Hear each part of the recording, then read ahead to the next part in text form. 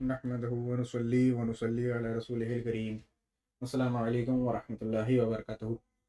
सामीन हज़रात, कुछ टाइम से मसरूफ़ियत की बिना पर वीडियो अपलोड नहीं हो पा रही थी, इसके लिए माज़रत ख़्वाह हूँ।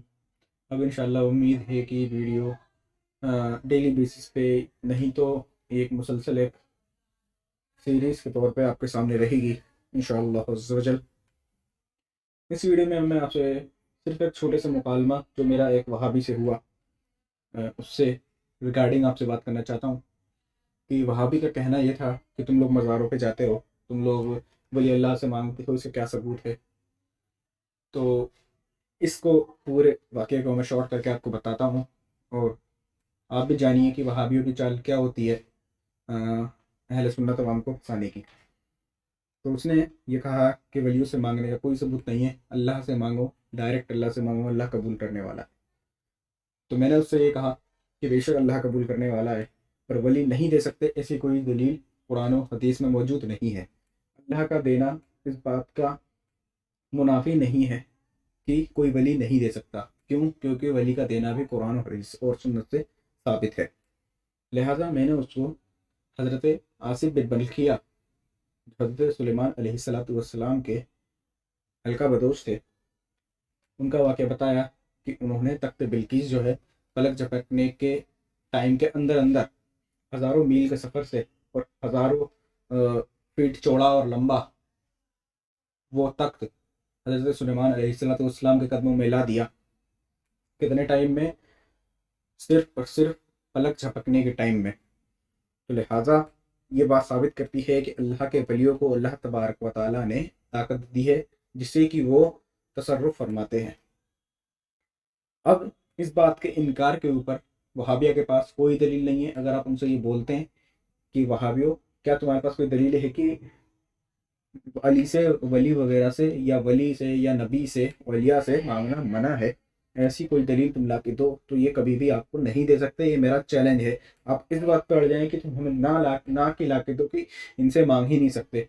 वो आपको बुतों वाली आयतें ला के देंगे जो काफिरों के लिए है। हम काफिर नहीं है, मुसलमान हैं, मुसलमानों में है, तो हमारे लिए वो दलील नहीं बन सकती। वो काफिरों के लिए दलील थी, काफिरों की बात हो रही है वहाँ पे। तो बुतों की इबादत की बात हो रही है वहाँ पे। हम किसी वली की इबादत नहीं करते। इस बात को, इस स्टेटमेंट को रिकॉर्ड कर लीजिए, रख लीजिए कि हम लोग किसी भी वली को इबादत इबादत वगैरह नहीं करते। हाँ, उसकी ताज़ीम करते हैं, पर उसकी ताज़ीम में भी सजदाए ताज़ीमी नहीं करते, क्योंकि वो भी एक हराम है। इसी तरीके से मैंने उस वहाबी से ये बात कही कि आसिफ बिन बरकिया जो है, उनका ये वाक़या तख्त बिल्किस लाने का कुरान में मौजूद है। तो उसका जवाब ये आया कि तो फिर तुम ऐसा करो कि किसी वली से तख्त बिल्किस मंगाओ, क्योंकि इस आयत में सिर्फ तख्त बिल्किस का जिक्र है, इसका जिक्र नहीं है कि किसी वली से मांगो। तो ये आप देख रहे हैं कि उसकी अकल कहाँ दौड़ी, क्योंकि उसकी अकल दौड़ ही नहीं सकती थी, इसलिए उनने वहीं दम तोड़ दिया और आगे की दलील की बात करने की जगह उनने अकल के घोड़े जो थे उसे दौड़ा दिया।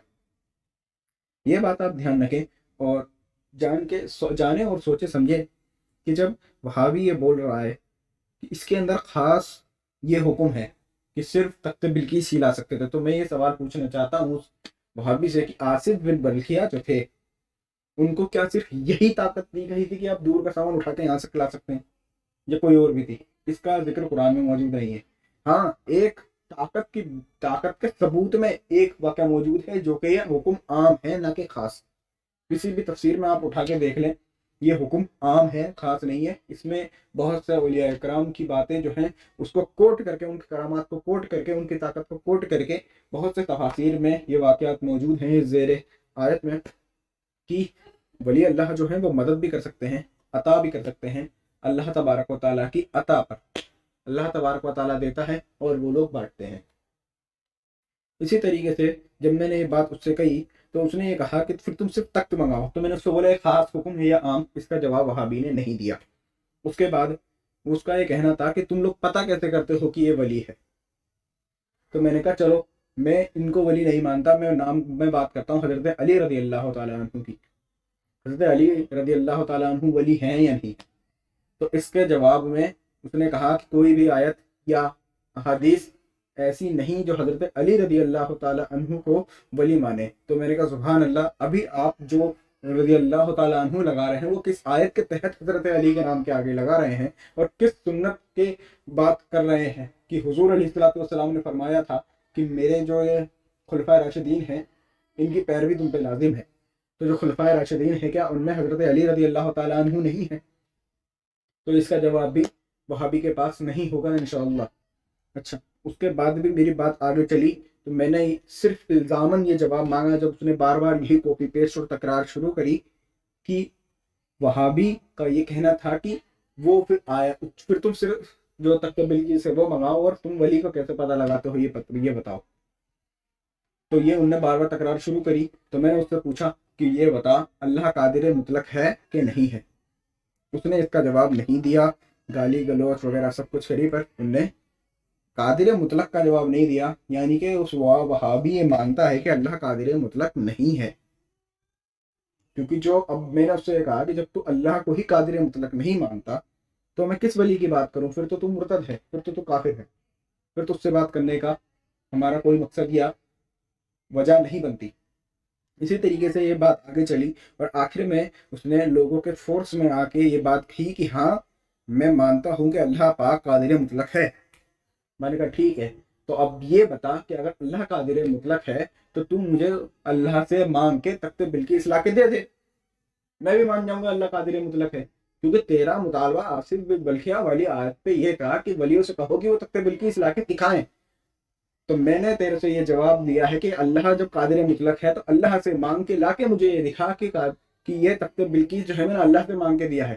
اگر تو یہ نہیں کر سکتا تو تیرے پہ یہ لازم ہے کہ تو نے یہ ولیوں کی شان میں گستاخی کرنے کے لیے یہ والی بات گھڑی ہے، ورنہ تیرا کوئی مقصد نہیں ہے۔ یہ تو بھی جانتا ہے کہ تو مانگے گا تو اللہ سے نہیں ملے گا تجھے ڈائریکٹ، یہ تجھے بھی پتا ہے، تو ایسے مطالبے تو ولی اللہ سے کیوں کر رہا ہے؟ اس کا جواب وہابی کے پاس نہیں ہے، ورنہ کبھی ہوگا انشاءاللہ عز و جل۔ یہ ہمیشہ وہابی جو ہے مافوق الاسباب اور ما تحت الاسباب کے، یعنی کہ کسی اسباب کے تحت اور بنا اسباب کے، ان سب باتوں کی بات کر کے کہتے ہیں کہ یہ ولیوں سے مانگنا شرک ہے، ولیوں سے مانگنا یہ ہے وہ ہے۔ تو اس کا جواب بھی ہم پچھلی اپنی کچھ ویڈیو میں جو ہے مافوق الاسباب اور ما تحت الاسباب، اس کے اوپر ایک پرٹیکولرلی ایک سیپریٹ ویڈیو بنا چکے ہیں، اس کو آپ ضرور دیکھیں۔ اس میں ہم نے صرف قرآنی آیات سے ہی ما تحت الاسباب اور مافوق الاسباب کا ایک فرق واضح بتایا ہے، اور یہ بتایا ہے کہ وہابی کس کس جگہ پہ کون کون سے دھوکے کرتے ہیں۔ تو انشاءاللہ ہم ایسی ہی اب سیریز لائیں گے اور بتائیں گے کہ وہابیوں کا جھوٹ اور جو انہوں نے فریب علماء اہل سنت کے نام پہ گھڑ بھی رکھے ہیں اور عوام کو بہکا بھی رہے ہیں، اس کا ہم پردہ فاش ضرور کریں گے انشاءاللہ عز و جل۔ السلام علیکم ورحمۃ اللہ وبرکاتہ۔